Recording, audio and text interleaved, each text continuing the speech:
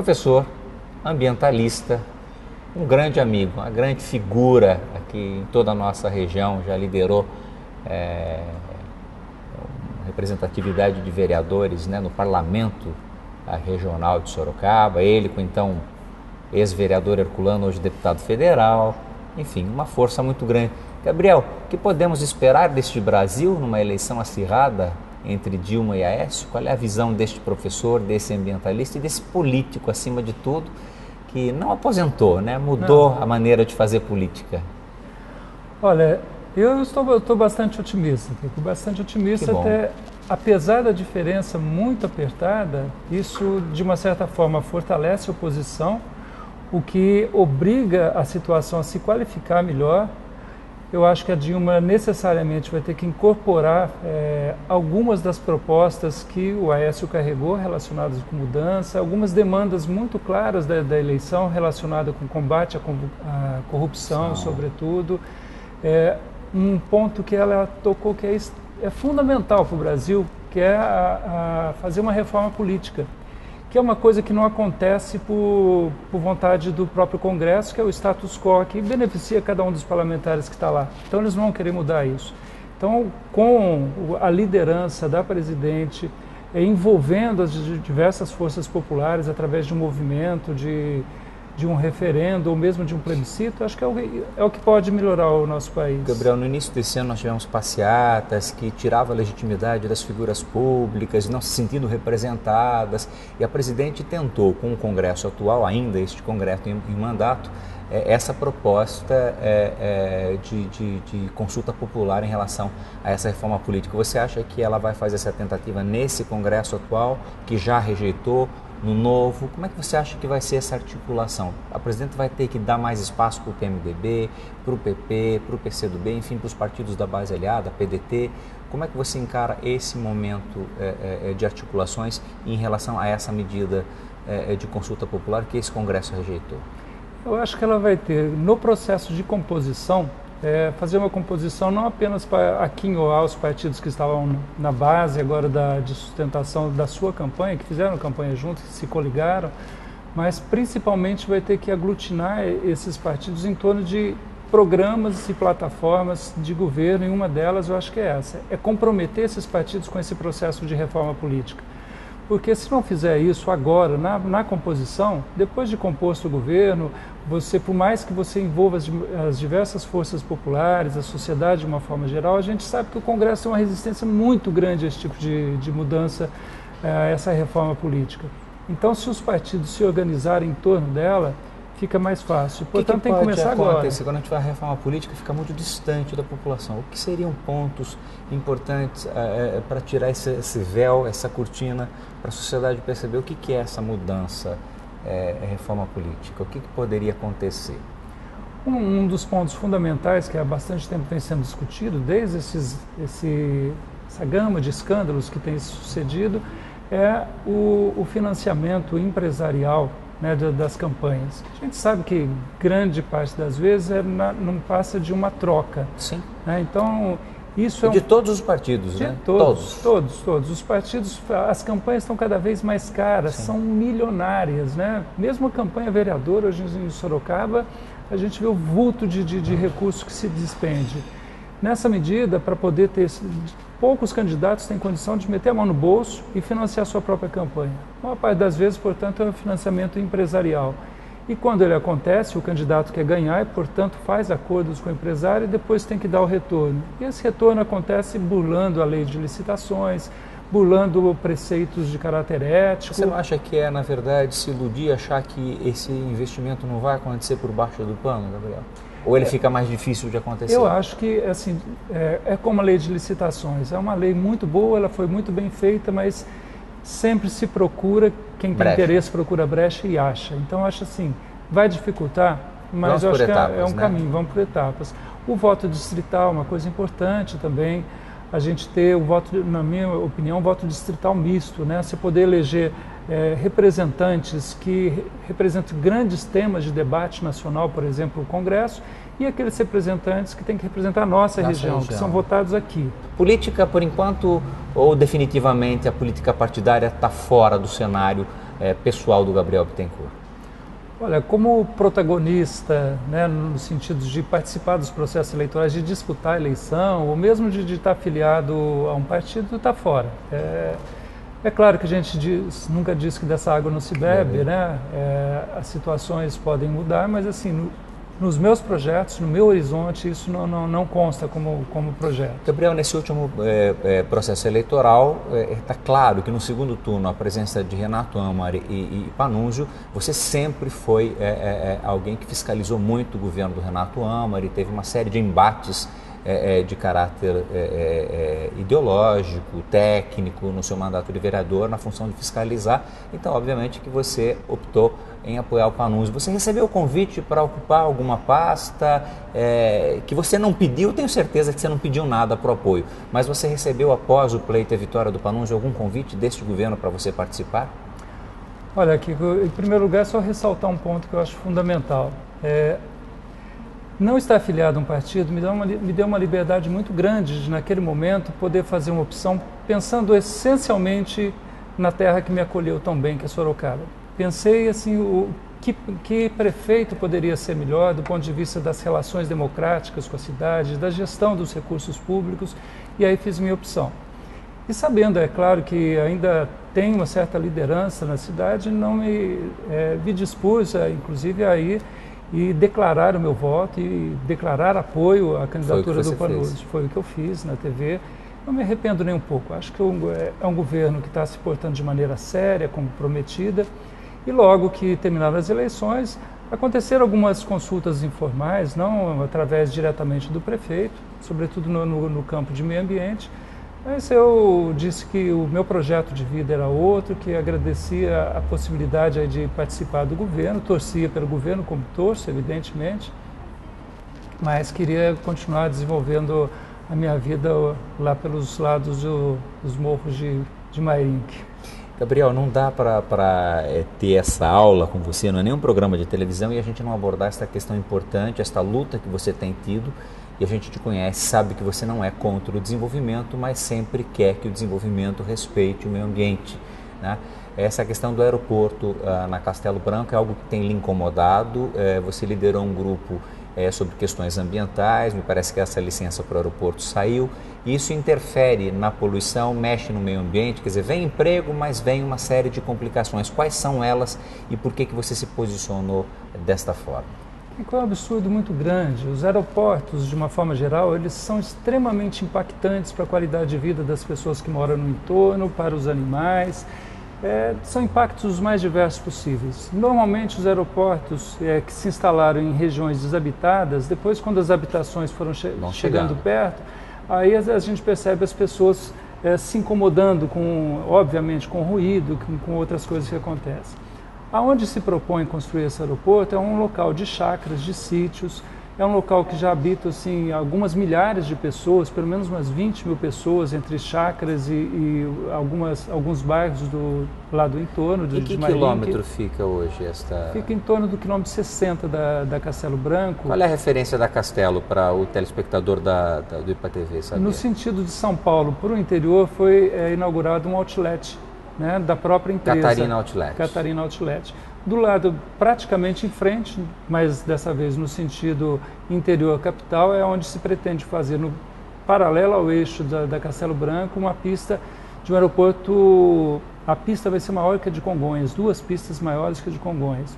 Portanto, com capacidade para receber voos internacionais, aviões de grande porte, numa área em que, como disse, habitam muitas pessoas, tem uma flora, uma fauna silvestre. Para esta região, impacto nas mananciais, na água da região, qual é o impacto e por que a JHSF não fez este empreendimento em Porto Feliz, onde existia a área específica com um impacto muito menor? Qual é a justificativa da empresa? Vocês tiveram acesso aos investidores? Foi dialogado? As justificativas são, aliás, o EIA-RIMA foi um EIA-RIMA mal feito. Ele foi aprovado em sessão extraordinária. EIA-RIMA significa relatório, estudo de impacto ambiental. Quando uma empresa vai fazer um grande empreendimento que pode provocar um impacto ambiental, é obrigada a fazer esse EIA-RIMA, submeter aos órgãos licenciadores para que eles possam avaliar. Conselho da CETESB. O Conselho da CETESB. Bem, o qual o secretário do Meio Ambiente preside, no caso era o Bruno Covas. Era o Bruno Covas. Foi tudo feito rápido, de maneira atropelada, rápida. O CONSEMA, o Conselho Estadual de Meio Ambiente, foi alertado sobre as irregularidades constantes no EARIMA. Fizeram vistas grossas, o secretário de Meio Ambiente da época fez aprovar aquele processo de licenciamento de uma maneira absolutamente irregular. Nós mostramos os impactos sobre a vida das pessoas que moram ali, sobre a fauna silvestre, animais em extinção e a poluição atmosférica que por exemplo, apenas um dos itens serão despejadas no pouso de decolagem cerca de 500 toneladas de óxido de enxofre sobre copos d'água, mananciais que tem ali. Aí eu pergunto a você, isso não ia acontecer se fosse na região de Porto Feliz, na mesma coisa? Não, a área que foi oferecida para eles na região de Porto Feliz era uma área já desmatada, um campo. Né? Mas não era perto do condomínio de alto luxo deles? Próximo. É por isso que não provavelmente foi por esse motivo. Aliás, são dois motivos. Primeiro, acho que é esse, os moradores desse condomínio não iam querer o incômodo do aeroporto. Segundo lugar, eles compraram essa área onde se pretende fazer o aeroporto há muito tempo atrás para fazer um empreendimento imobiliário. Tem pouco advogado no teu condomínio e muito advogado provavelmente naquele condomínio. Tem muito ambientalista e pouco advogado. Mas o fato que nessa área, eles compraram essa área para fazer um empreendimento imobiliário de alto luxo.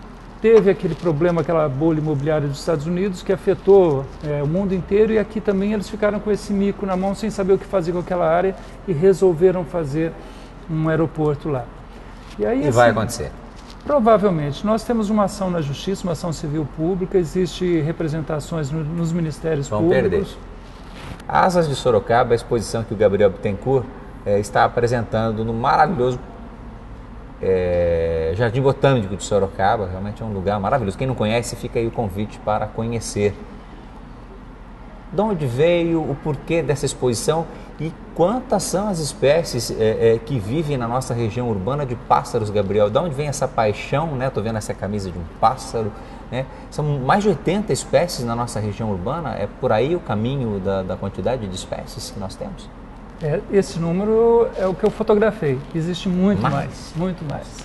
Eu me dedico muito a essa fotografia de natureza e em especial de aves, que é a minha paixão, eu gosto muito. E posto essas fotos no Facebook, as pessoas gostam, e normalmente, Kiko, havia alguns comentários assim: nossa, você mora num paraíso, que maravilha essas aves. E eu, sabendo que no meio urbano tem tantas aves bonitas também, aves importantes para a manutenção, inclusive de uma certa qualidade de vida dentro do ambiente urbano, comecei a fotografar e postar aves daqui de Sorocaba. E numa conversa como essa que estamos tendo, uma conversa informal com o secretário de Meio Ambiente, falei com o Clebson. Ele falou: por que você, gostei disso, de se mostrar o que a gente tem de bonito aqui na cidade, por que você não faz uma exposição? E eu gostei do convite por esse viés professor que sou, né, educador ambiental, entendi que talvez fosse interessante fazer isso para que as pessoas pudessem olhar, sabe, se eu olhar um colhereiro lá, uma foto de um colhereiro, falar: nossa, isso tem no Rio Sorocaba, como é que eu não vi? Né, olhar um passarinho vermelho lindo que chama Parque Príncipe. Das Águas, você fala: nossa, mora aqui esse passarinho. Zoológico, Parque Linear ao lado do Rio Sorocaba. Esses foram os principais locais que você encontrou essas espécies? Próximos dos corpos d'água a gente encontra uma variedade muito grande de aves. Então, da importância de mantê-los limpos, né? Sim.